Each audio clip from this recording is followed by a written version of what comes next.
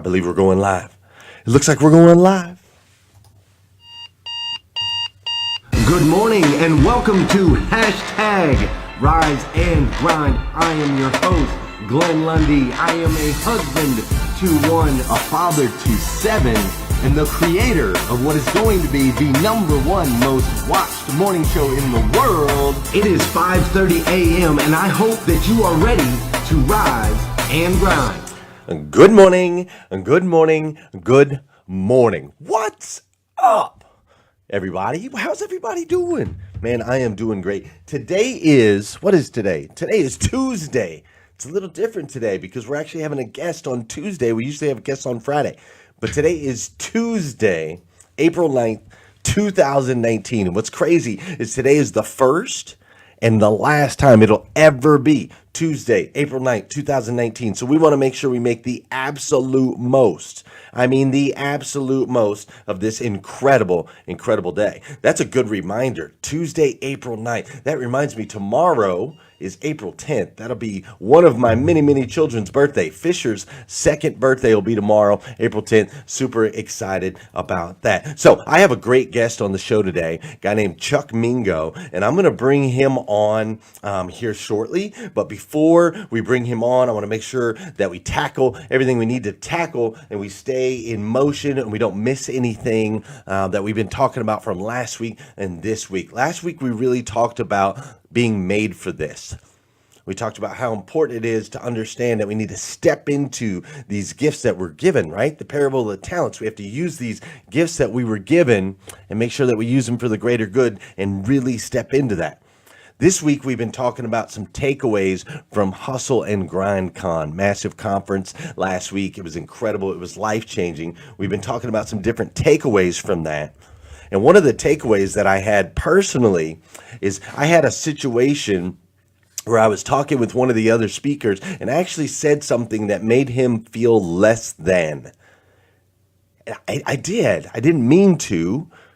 Wasn't my intention. But I made him feel less than. And him and I had a conversation yesterday, and it just made me realize we have to be very careful. We have to be very careful with our words that we use, our word choices. We got to make sure that we're always constantly allowing our hearts to be filled with the right things. Always, constantly, man. When I was at Hustle and Grind Con, I wasn't getting any sleep at all. I didn't stick to my morning routines, my gratitudes, because I just wasn't moving the way that I normally move. I was out of routine, and I ended up saying some things that made somebody feel less than. So I want to remind you guys today, make sure, watch your words, lift people up, encourage them. Make sure they see the value that you see in them. Make sure you share that with them every single day. So with that said, I've got a friend named William, and my man William is a trainer.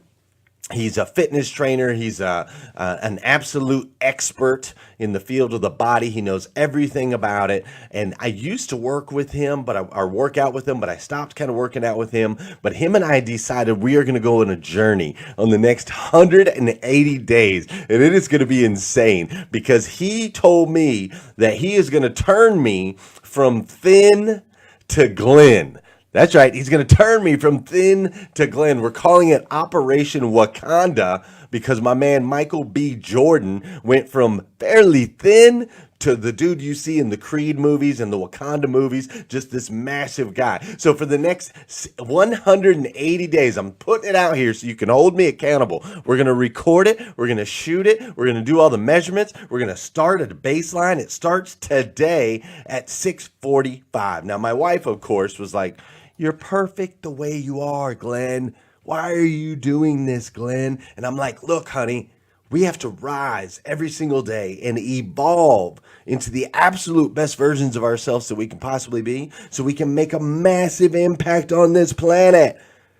And so I figured this year I'm drinking nothing but water, right?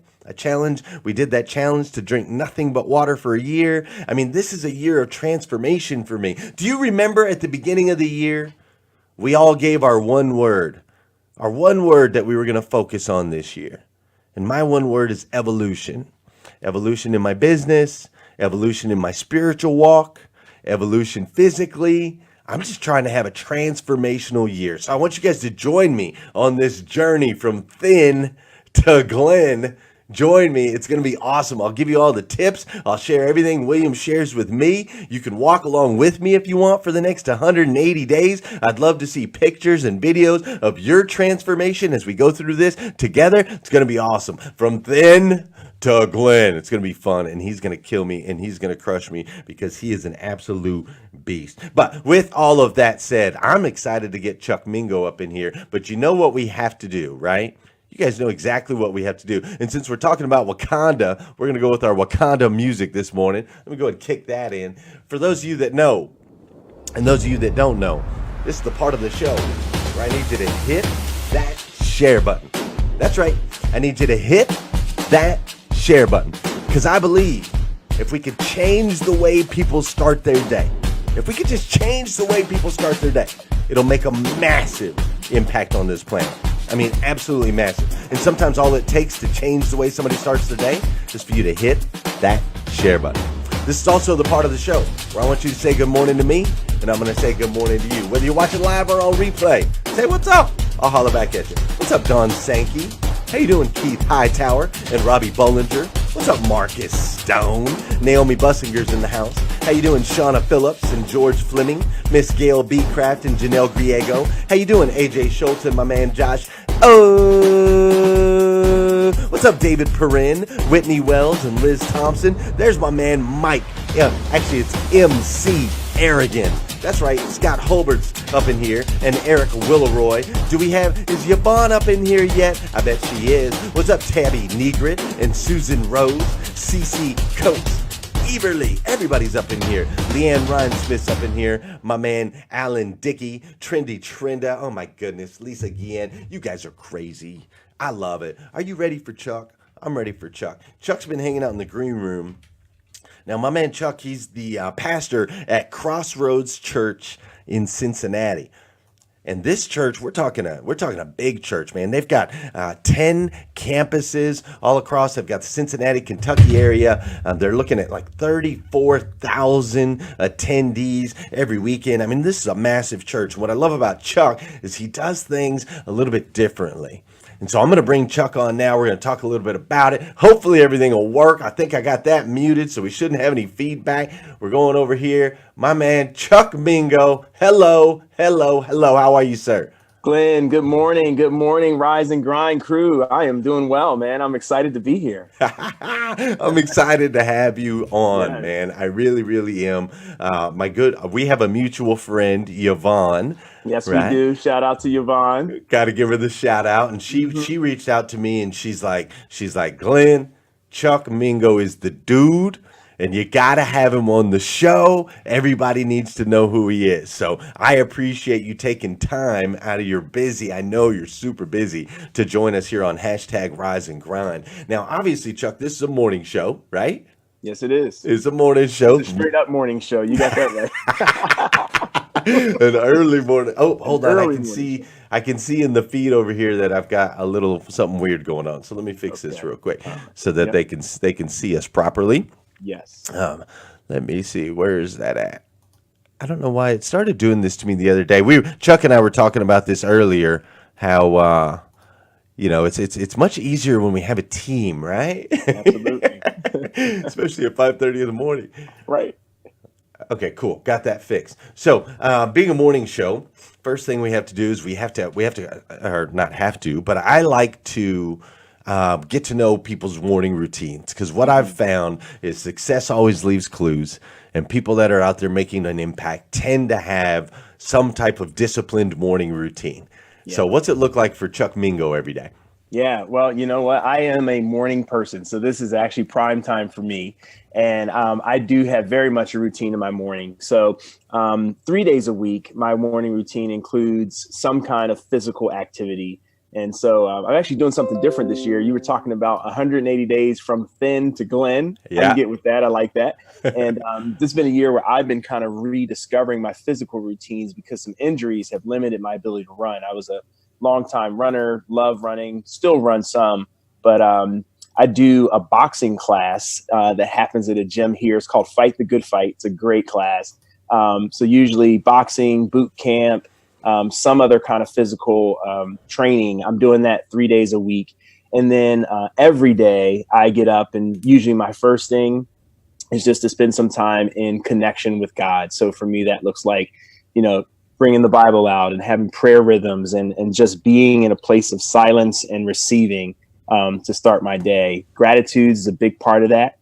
Just being thankful for the things that are going on. So yes, I am definitely a disciplined morning person, and find that I'm at my best when I'm leaning into that discipline. Buddy, that's what I'm talking about. So getting up, attacking it first thing in the morning, getting into the Bible. How can you go wrong if you're starting off with that? A little bit of gratitude. Now you said boxing class? Like, what's that all about? Yeah, it's a lot of fun. So, I mean, you're hitting a heavy bag, so not person to person contact, but maybe I'll graduate to that someday. But so hitting a heavy bag, 3 rounds of kind of high energy punching routines, with kind of, other core and strength stuff in between the rounds, and then finishing with the kind of hardcore core exercise. So it's a great class. I love it. Man, that's gotta feel good and therapeutic kind of at the same time, right? Like, we're taking care of ourselves physically, but at the same time, we're kind of getting some of those punches out. That's got to be an awesome experience for you. I think you froze up. There you go. Chuck's back. There we go. But yeah, that's got to feel good and be therapeutic at the same time, right? I tell you what, man, when you're hitting something, it's very cathartic. You're absolutely right.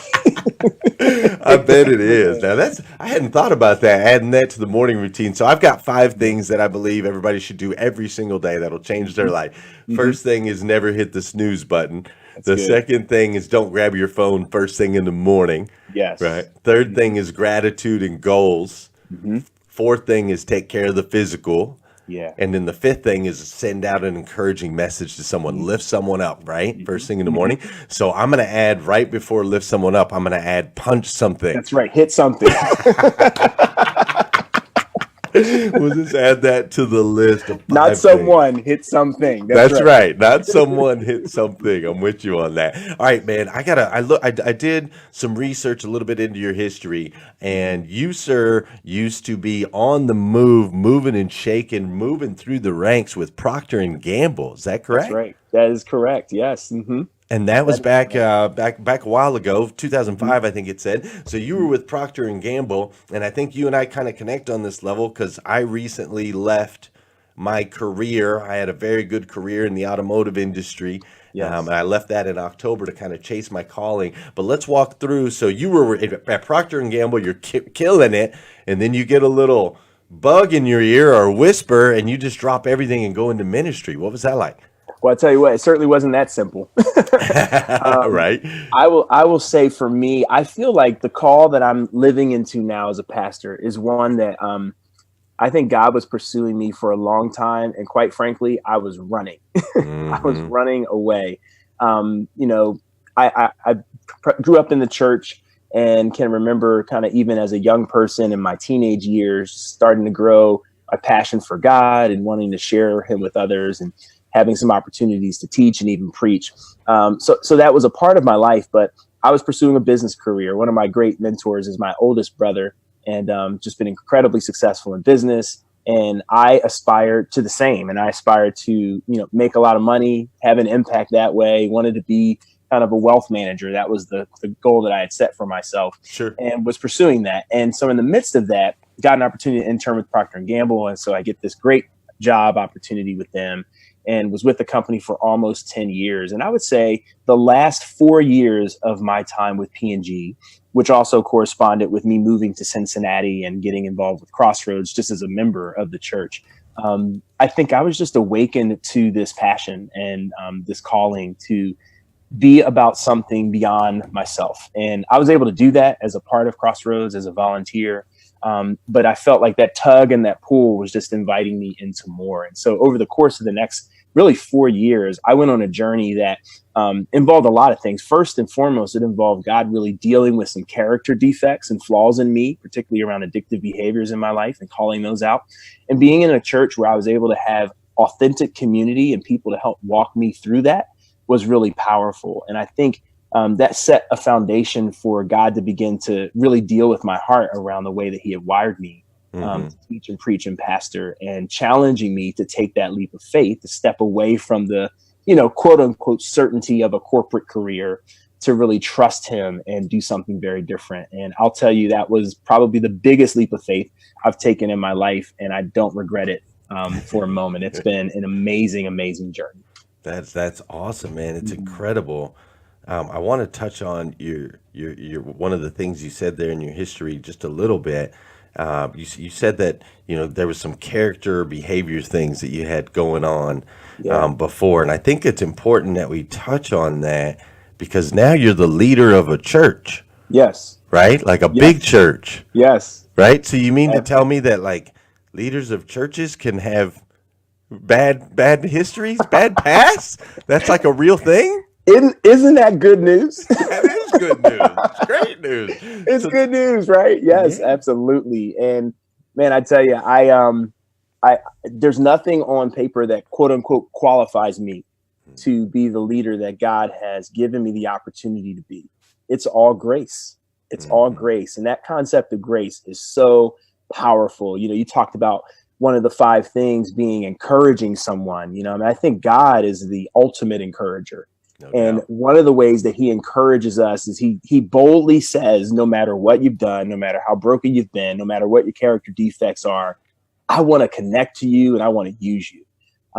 That's ultimately the message that we see. And he literally embodied that in Jesus. And so for me, I just recognize that I would never be qualified enough, even if I didn't have the character defects that I had, for my role in spiritual leadership. But because of this amazing thing called grace, there's a second chance for a guy like me, and an opportunity to do something meaningful for a guy like me. So I'm very, very thankful for that. I love it, man. That's absolutely beautiful. Tell me about this real quick. You've got something, obviously this is a really big church that you're a part of, right? It's really, really big. And I always look at, like, I go to Southland Christian Church down here. It's a fairly big church. Yes, and it is. So I always look at a big church kind of through business eyes, right? Because I'm like you, I've got a business mind and a business background. And so I look at that and I go, okay, this church is growing, right? It's still growing. It's 2019. It's growing. It's adapting. It's evolving. It's getting bigger and bigger. And so what can we, what I'm asking myself this, like, what can I learn from this? What can I learn from this church? So I have a lot of business people, obviously, that are watching the show this morning, and they want to grow their businesses. They might not have a church that they lead, but they want to grow their businesses. What are maybe some tips or strategies that you can give them that you were able to apply to help grow the church that they could maybe use to help grow their businesses? Yeah, I mean, I do think, one of the things I do think is that truth is truth, no matter where it comes from and no matter, the context. Truth is truth. And so I do think there are a lot of similarities in an organization, if you want to call it that, like Crossroads, and people who are trying to grow their business. So a couple of things come to mind for me. Number one, I really do believe what Peter Drucker said, that culture eats strategy for breakfast, right? So, another pastor put it this way. He said, marry your mission, but date your model. Andy Stanley said that. Marry your mission, but date your model. So I put those two things together to say this. The things that I think are critical in terms of where God is leading Crossroads and maybe where your business needs to go is what's the culture that needs to be in place for where you're headed, So, I mean, I think about this in church world. It's like, if you want to be a church that has a national impact, which is the vision that we have, for Crossroads, that a world-changing impact, there's a culture that has to be strong enough and clear enough and replicated enough to enable that to happen. And so there's some things in our culture that allow for that, like authenticity, like being real. We value that in our culture. So we are not into faking it. We're not into, acting like we have all our crap together when we don't. And so that's part of the culture. And we think that that's part of what makes Crossroads relevant to people, is they come in and they have a pastor who's willing to say, hey, here's how I messed up this week, Right. And I think that's a powerful part of our culture. So culture is a big part of that. Culturally current communication, that's one of the things we also value. And so for us, over time, we've continued to change the medium, even though the message hasn't changed. And so right now we're doing a lot in the digital space with app and, social media, and how do we reach people, doing, what we're realizing is there's a new front door to people coming to church. A lot of people, this is true for you and I and everything we do. Yep. You don't typically walk into a store to buy an item anymore without having already done hours, in some cases, of research online. And so the new front door to everything is in the digital space. And so we're thinking, what does that look like from a church perspective? So I would say that's part of it. And then you mentioned it, and I think it's also true. Churches, businesses have to be highly, highly adaptable. They've got to continue to evolve. You said that was your word for the year. And I think that's absolutely true. For any business to be successful, you have to evolve. I mean, we live in a world now where the largest taxi company doesn't own any cars. I know, it's so crazy, right? Man. The largest hotel company, Airbnb, doesn't own any property. And so whatever your business is, if you're listening, you got to think about what's going to be the thing that puts you out of business. And then how can you be the one that creates that new reality? Right. Right. And we're honestly asking that question, like, what could put the church out of business? And then how do we adapt based on the answer to that question? That's a beautiful thing, man. And that's a gorgeous question to ask. That's super, super smart. And I love the culture eats strategy for breakfast. That's strong. That is strong. If you agree that culture eats strategy for breakfast is a strong statement this morning, and you haven't hit that share button yet, I need you to share this out. The best way we can honor Chuck Mingo is to make sure that we share this out and get it in front of as many people as possible. But culture eats strategy for breakfast. Marry your mission and date. Marry your mission. Date your. Date your model. Model. That's right. I can't even read my own handwriting. I'm trying to look at you, and I do this all the time. They give me grief because I love learning, right? And so every time I interview somebody, I'm like taking notes and trying to interview at the same time. But I just love learning. I can tell that clearly that you do too. So marry your mission, date your model, culture eats strategy for breakfast. I absolutely love it, man. You do something at that church big. You do this man camp. Yes, right? we do. You do this man camp and you bring in 1,200 men. Yes. That's a lot of dudes, man. It's a lot of dudes. That's a lot of dudes. And you bring them in, and from what I understand, you just like, yes. Get after it. Tell everybody a little bit about Man Camp. Yeah, man. So let me just a little bit of the context of how this came about. So our senior pastor loves adventure motorcycle riding. So off-road, out west, all that kind of stuff. And has been doing it for years, and just realized that, something happens when you get guys in a challenging environment, particularly when you've been dumping your bike 8 times. It's funny, as a rider, I actually have an adventure bike now. And, if you do any road motorcycle ride, you never, ever, ever want to dump your bike. Like that's, That's last. May it never happen, last right? on the list of things you want to do. Last list of things you want to do. But when you're doing off-road motorcycling, you're going to dump your bike multiple times a day, which means you got to pick up that bike multiple times a day. So at the end of a day of some success, some failure, guys are tired and worn out. When they get around the fire, it's just amazing the kind of connection that was happening there. And so him and his team started to say, like, what would it look like for us to create this kind of opportunity for men? Men are at their best, I believe, when they're stretched and when they're challenged. I mean, you think about the most deep relationships that men have, and oftentimes it evolved around some level of challenge, whether that was we were in the war, in an army together, in a military context. Sure. We were on a sports team together, and we were trying to achieve this goal. And so that's what we do at Man Camp, is we bring guys together for a weekend of work, worship, and really just connecting with other men. Primitive camping, everybody's in tents outside in the woods. And it's incredible, man. It's incredible the things that happen around fires and in that context, where men just get out of their comfort zone, totally off the grid, and transformation really happens. So this last one was an interesting example. We had 1,200 guys out there, and on Saturday night, man, this storm came through, and it went from like 50 and comfortable to literally 20, wet, raining, wind everywhere. We had guys that had to evacuate, hypertension, hypo, I can't think of the word. Hypothermia was a real thing. And yet in the midst of that, we just saw some transformation happen in guys' lives. I mean, guys are coming out of Man Camp committed to starting a business, committed to reconciling a marriage, committed to, a new relationship with God. It's incredible what's happening at these camps. So we have a woman camp, we have a couples camp, we're doing Right. a father-son camp, a veterans camp. And it's amazing just what happens when you just give guys 48 hours in a tent and kind of a survival mindset. I believe it.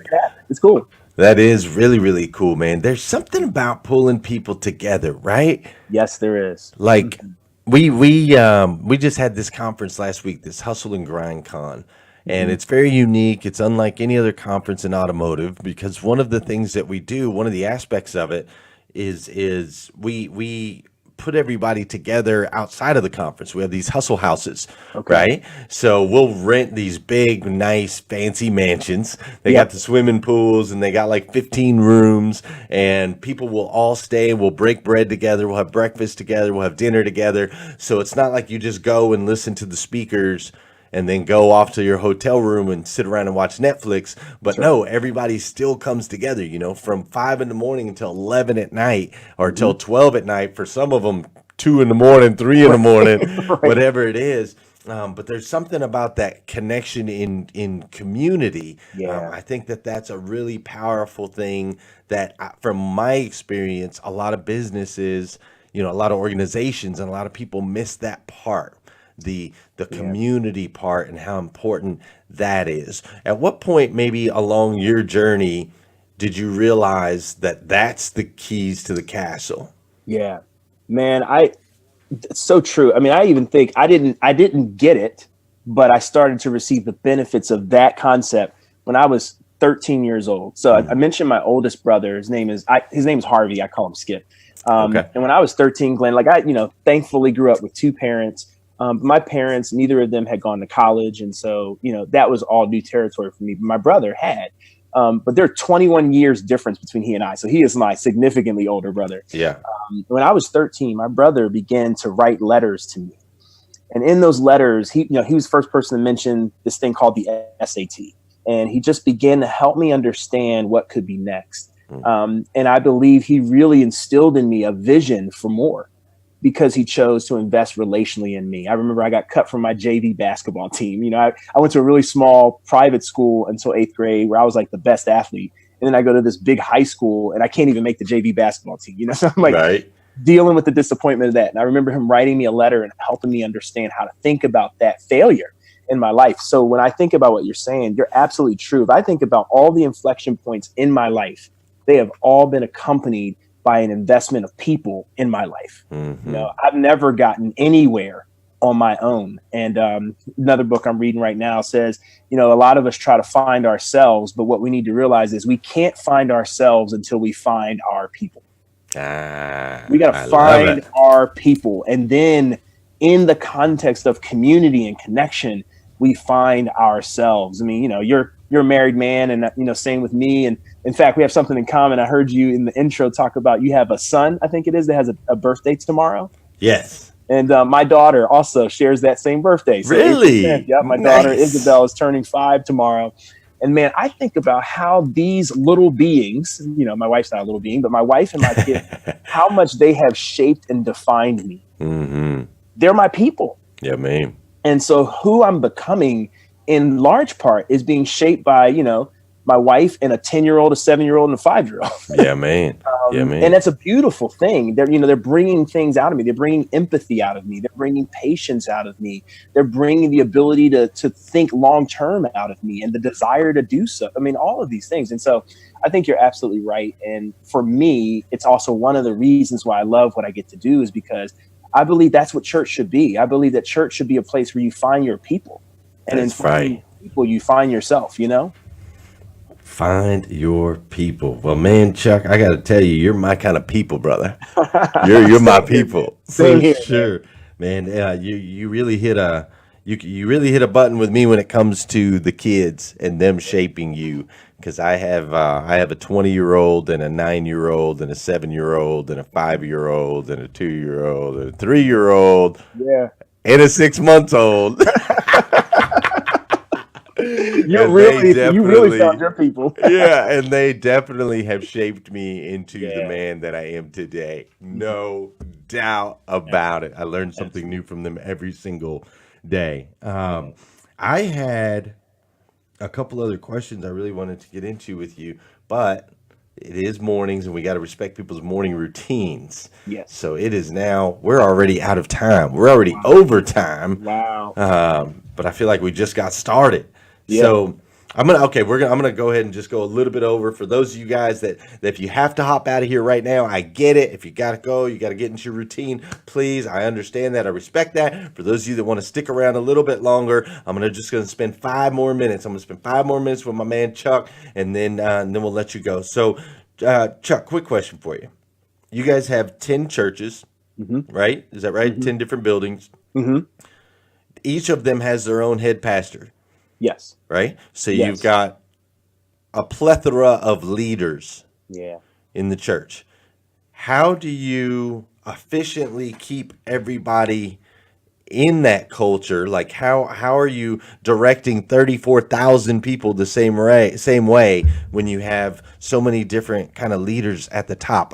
And the reason I ask you that is just organizationally, I've got a lot of people in here that are like automotive industry, right? Yes. In the automotive industry, you got leaders and you got egos, right? You got all of that stuff, and sometimes it's very hard to spread culture across multiple dealerships. You know, it's easy to keep it in 4 walls, but how do you spread that over across? We've got Liza and Scott Simons in here. They have 13 dealerships between the two of them. So how do you guys do that, man? I think that's an important lesson we could all learn. How do we spread culture across with multiple different personalities leading the charge? Yeah. Well, the one difference is, at least in the church, you don't have to deal with egos and pride. I'm just kidding. I'm kidding.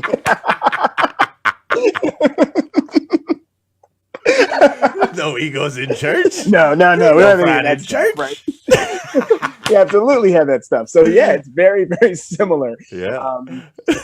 And again, obviously I want to answer the question, but the truth is, when we figure it out, I'll let you know. Right. Because it's a constant challenge. And how do you keep people aligned and connected? I think what we're trying to value in this is we're trying to value 2 things. We're trying to value, our senior pastor put it really well. We're trying to live in this reality that our part, that the whole is greater than our part. So as one of those community pastors, I've got a community I'm leading in a networking relationship with others. The whole of Crossroads is greater than my part. But the other reality is I got to own my part. So both of those are true. And I think that's what we're trying to live in the tension of. And what that requires is it requires relationship. I mean, I think that trust is really the primary capital that must be in play if you're going to have a vision that cuts across multiple locations where everybody's not physically seeing each other every day. You got to trust that the vision is right, and you got to trust that people buy into that vision, even if it looks different in their context, because it will look different in their context. The expression of the vision. You should be able to go to any Crossroads and get the same DNA. But I know that if you go to any Crossroads, you're not going to see the exact same experience. And we got to be okay with that. Yeah, that makes sense. I like that. Like, trust it, even if it might be a different method. That's right. It might be a different strategy. Trust that the heart's in the right place as far as on mission. That's right. Right. That's right. That's beautiful, and I think that's really important and valuable, because a lot of times we want everyone to do exactly what we do, exactly the way we do it. Exactly right. But there's a million different paths to the end game, right? As long as we've all got the same. There's a million different paths to the end zone. Yes. From a guy who I know likes football. Right. There's a million different ways to get to the end zone, but the team's all just trying to push and march down the field, right? That's exactly right. And I think a family is really a great analogy for that, because, all of my kids have the Mingo DNA, but my kids have a very distinct personality. Yeah, man. So the way that the Mingo DNA is going to live out in Nathan and in Samuel and Isabel's life is going to be different, but there's going to be that core DNA that you'll be able to look at and say, no, that's a value we have as a family. That's Right. They're expressing it differently. One's an engineer, one's an artist, whatever that might be. Right. And I think the same is true. And again, we're trying to figure that out too as Crossroads of like, our heart is to reach people who, as we would say, have given up on church, but haven't given up on God. Yeah, man. Well, what that looks like in Richmond, Kentucky versus what that's going to look like in, the uptown kind of the college area of University of Cincinnati. There's going to be different expressions, but Absolutely. we want those expressions to be about that same mission. Beautiful, man. I love it. I love it. I love it. I'm gonna we got to get out. I'm gonna let these people out. But before we go, there's something that we got to do, man. We got to do every episode. I love to honor my guests, which you're awesome, man. You and I could talk for hours and probably will. Just be ready for that. Yes, I'm looking forward to that. This is the beginning of a conversation. That's right. The beginning for sure. But right now, what I'm going to do is I'm going to put you up on top of a mountain real quick. Yeah. All right. Just imagine yourself. You're on top of the mountain. And all of civilization, it's like that iRobot moment, right? So all of civilization is looking up to you and they're chanting, Mingo, Mingo, Mingo, Mingo. They're rallying for you and they need something. They need a nugget. They need a piece of wisdom. And you only have 2 minutes to give them something that they can take away, practical application, use it today, this week, this month, this year. That's going to make a massive impact on their life. What are you going to tell them, my man? I think I would focus on, you talked about one word, and I would focus on one word, and that one word is commitment. Had a guy recently say something that really resonated with me. The definition of commitment is choosing to pursue something you value or die in the pursuit of it. And I want to submit that all of us have been given a gift. All of us have been given something that we are meant to contribute to this world for the good of this world. I believe that. And what that requires is for each of us to identify what that is and to commit our lives to giving our gift to the world. Beautiful. And so I would just encourage all of your listeners, me included, what is the gift that you have and what does it look like to be committed to giving your gift to the world? Because I believe that if that happens, our world will change for the better. I believe you are 100% right, sir. And that is what I'm talking about right there. That is a 2-minute takeaway. Everybody still watching the show, and those of you that are watching a little bit later, not live, but on replay, make sure you do me a favor. Follow my man, Chuck Mingo. Look him up. Obviously, if you're in the Ohio or Kentucky area, make sure you swing through Crossroads Church and check him out up there. You're in the Cincinnati building, right? Yes. We've got an Oakley campus is where Oakley, I am. So, that's right. The Oakley campus. So make sure you check Chuck out. And Chuck, I got to tell you something, man. You, sir, are amazing. You're an amazing dude. You're amazing. And clearly you already know this, man, but you are a child of God, right? The God of the universe. And he uniquely made you in such a special way. And all of these things that you're doing, man, all the decisions you're making in the man camp and the church and pouring into your kids and hopping on #RiseAndGrind, all these things that you're doing, they're making an impact. They're making an impact on your friends, your family members, your coworkers. They've made a massive impact on me this morning. And I, for one, brother, I absolutely love you for it, man. I love you too, Glenn. Thank you very much, man. Absolutely love you. Thank you. So I'm going to send them out of here. Chuck, you stay here for just a second. I'm not letting you out yet, but let me get them out of here, send them off into their Tuesday. Friends, I need you to go have a fabulous Tuesday. I want you to have the most epic, amazing, incredible Tuesday you've ever had in your entire life. Why not? Let's commit to it. Commit to it. I'm committing today to 180 days, to Wakanda, from Thin to Glenn. That's going to be my commitment for the next 180 days. I'm going to commit to that. I want you to commit as well. Have an incredible day today. Have a fantastic, just over the top day. And if you need more videos like this, you can go to GlennLundy.com. If you need some Rise and Grind gear like this shirt right here, you can go to GlennLundy.com. Chuck and I were talking about this flag back here. You can go to Rustic America with a K. If you want to get one of those, go to Rustic America. But most importantly, I need you to come back here again tomorrow morning, 5:30 a.m. We're going to do this all over again on hashtag Rise and Grind. Wake up, wake up, wake up, wake up. Stay woke, stay woke, stay woke, stay woke. Hashtag Rise and Grind.